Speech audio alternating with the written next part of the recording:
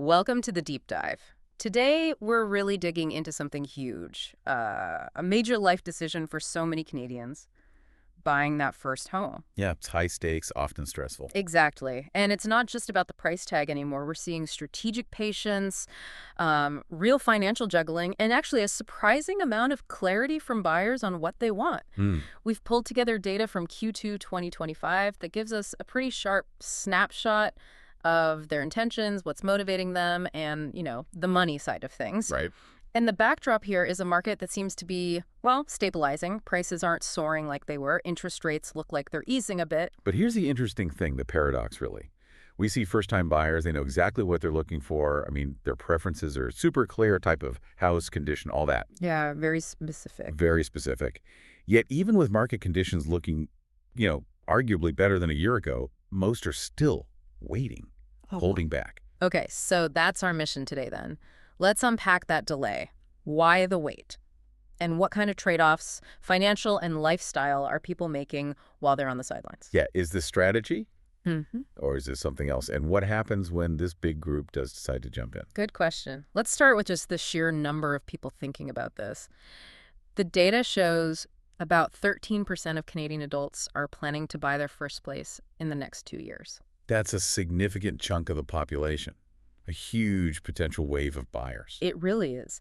But here's where it gets really interesting, I think. When you look at when they plan to buy, Mhm. an overwhelming 82% of that group, they're aiming for the longer timeline, like 12 to 24 months out, not the next year. Wow, 82%. Yeah.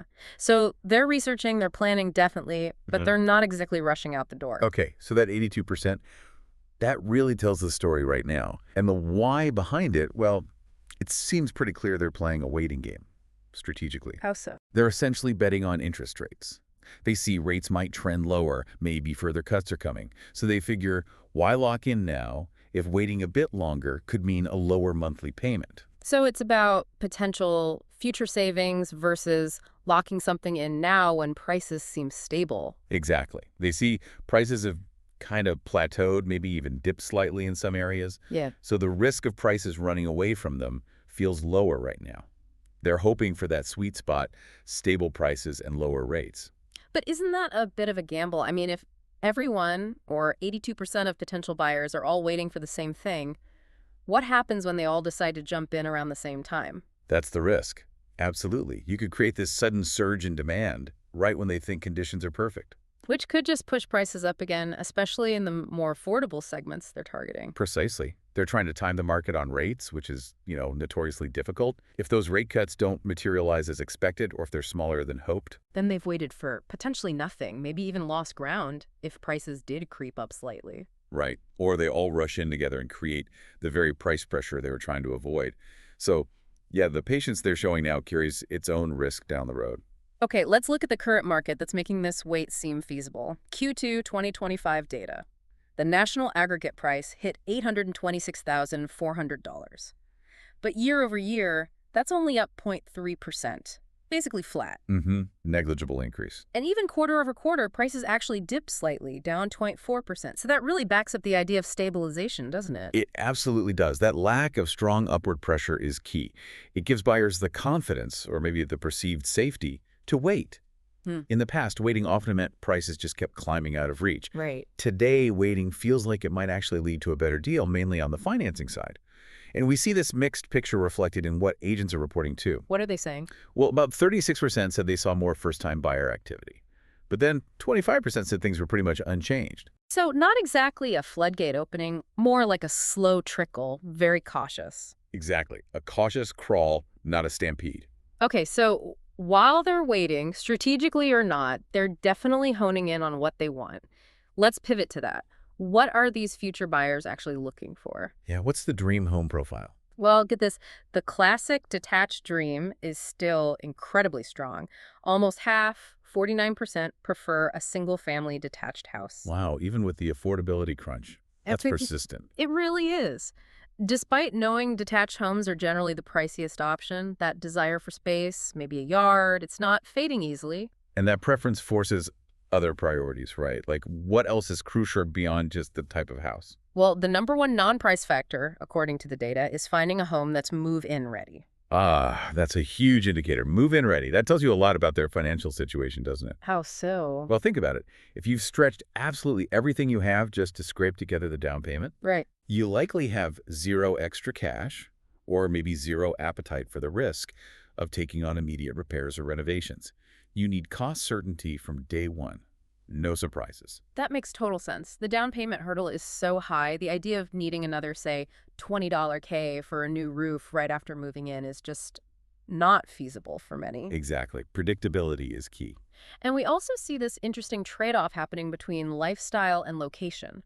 42%, quite a few, say they'll pick a neighborhood based on lifestyle factors. Could be parks, schools, vibe, even if it means a much longer commute. That's a really significant choice. They're basically trading their time, potentially hours a day, for a certain type of neighborhood or house. Yeah, valuing the where over the how long it takes to get to work. And maybe, with more hybrid work setups, they feel they can handle a longer commute if it's only 2 or 3 times a week. That's a good point. It could be a gamble on future work flexibility remaining the same. It could be. Because if that changes, suddenly that hour-plus commute 5 days a week becomes a massive drain, not just time, but gas, car wear and tear. Adds financial stress right back into the equation. True. And other top priorities kind of fit this pattern too.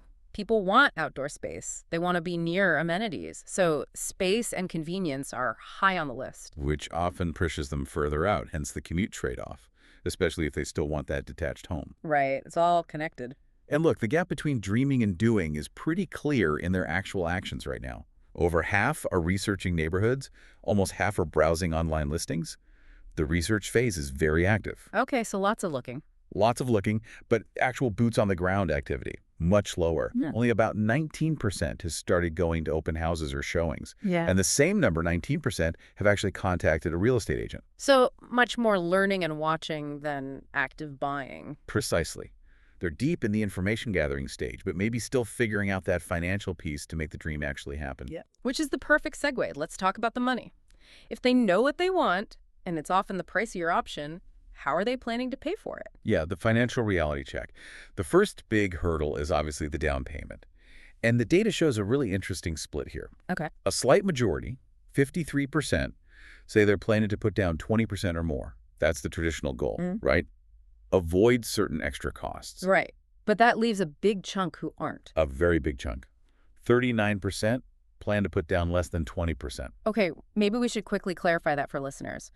Why is 20% sort of the magic number? What's the deal if you have less? Sure. So that 20% down payment mark is critical because it's the threshold for needing mortgage default insurance. In Canada, you often hear it called CMHC insurance, though there are private insurers too. Right. If your down payment is less than 20% of the home's purchase price, you have to get this insurance. And importantly, it protects the lender if you default, not you, the borrower. And it's not free. Oh, definitely not. The premium, which can be, somewhere between 2.8% and 4% of the amount you borrowed, usually gets added right onto your mortgage principal. So you end up borrowing more and paying interest on that insurance premium for the life of the mortgage. Adds up to thousands, potentially tens of thousands extra. Exactly. So that 53% aiming for 20% or more, they're making a conscious effort, often a huge effort, to avoid that significant added cost. They know it makes the mortgage more manageable long term. Which means serious saving strategies must be in play. Absolutely. And the data shows what they're doing. It involves some tough choices. 60% are looking for properties in cheaper areas. Okay, that links back to the commute trade-off we talked about. Yeah. Trading location for affordability. Precisely.